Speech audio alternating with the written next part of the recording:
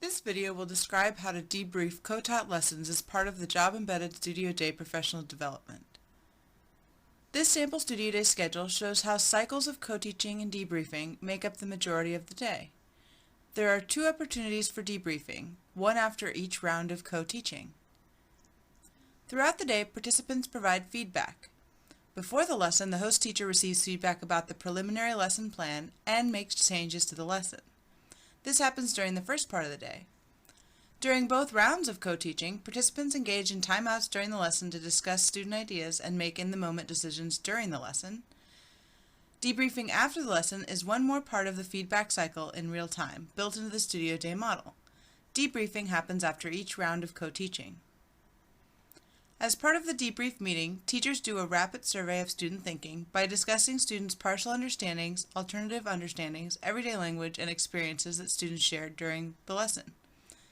Participants use student work and video to share their observations with the participants. In the next clip, participants debrief students' understandings of why halobacteria thrive in a salty environment of the Great Salt Lake. One teacher records comments about students' partial understandings, alternative ideas, and everyday language for the group to see. The model is, are they reasoning with well, and what part of the model are they supposed to have? They know that halobacteria dies in the Okay, so it's from South Arm. Yes, they know that. They know. They're on. I think they're almost there as to explaining why halobacteria dies. Some can hang and some can't. Right. Like so the that's what I'm saying. group Like they can Up almost. front, Zach, me, Danielle, and Shelly, they're like, no, I disagree with Walter. Water goes in, and so too much water is going to go in, so it will pop. Two of the people in our group I think are the majority of able to people say that. think that, but Walter's such an outspoken guy Yeah. that I they're mean, he like, was like. oh, maybe I'm wrong, you know, because the louder person who has, what do we call it more? There's a phrase. Social Yeah. Social capital, yes. Although Walter was able to agree that the reason it would die in the South Arm was because of absorbing too much water and popping. He just didn't want to get rid of the idea that in the North Arm, it's that they die because if it got too salty. He's convinced they die either way. He's convinced that if it There's gets too a- salty, there's a that balance. there's a balance. So he's saying that in the North End, if it gets too salty, it's going to die. Because your under question says if it gets really salty. So he's saying, yeah, even if it gets more salty than where they already are. But it should die by sugar. And he keeps saying everything pops. Right. Well, Everything pop dies that when way. they pop. I put that under everyday language. Okay, pop it. With this information, suggestions are made to improve the tools and talk used in the next round of co-teaching in order to deepen and focus student understanding.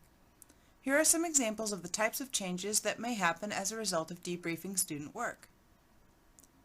During the second round of co-teaching, the host teacher and other participants enact the changes made during the first debrief session. For example, making changes in the depth of ideas expressed by students could happen by changing the back pocket questions participants ask students in small groups. After the second round of co-teaching, participants meet together to debrief again. In the next clip, educators discuss the effects of the lesson changes on student talk and engagement. I think it's fair to say that changing the task certainly didn't increase the conversation. And in fact, if you look at what third group produced in fifth period, it was just as much reasoning with the food web as this group, even though the task was hardier period, because they typically do more. So there's just as much reasoning, just as much conversation. So changing the task, I think. Do you think that? I'm sorry. I disagree that it's less hardy here. Here we asked them to explain exactly why they crossed everything off. But something in here. That Not group as was, much, so I don't think. I specifically changed the task for that group that you're pointing to be basically this, because of how they were talking. And what I saw them do in this grade is reason with these 3 together on each side. So they had to consider the different kinds of producers. I saw more talk about that in I would agree, it's sort of a wash.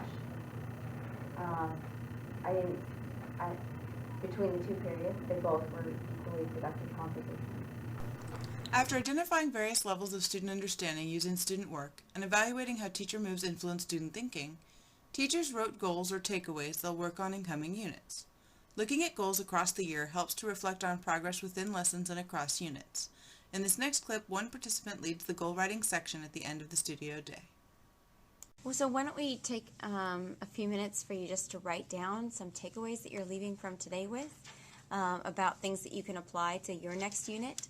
And they can be individual pieces that, you know, sort of, we have these one-line things, maybe just flip it over and on the back, or just sort of think about what's something that you want to be thoughtful or intentional about, either, and let's do unit planning, or within a unit, within a lesson. Debriefing is one way to provide feedback about task, tools, and talk that happen during these COTAT lessons. During debrief sessions, participants evaluate how strategies they selected during co-planning affect how students express and connect their science ideas.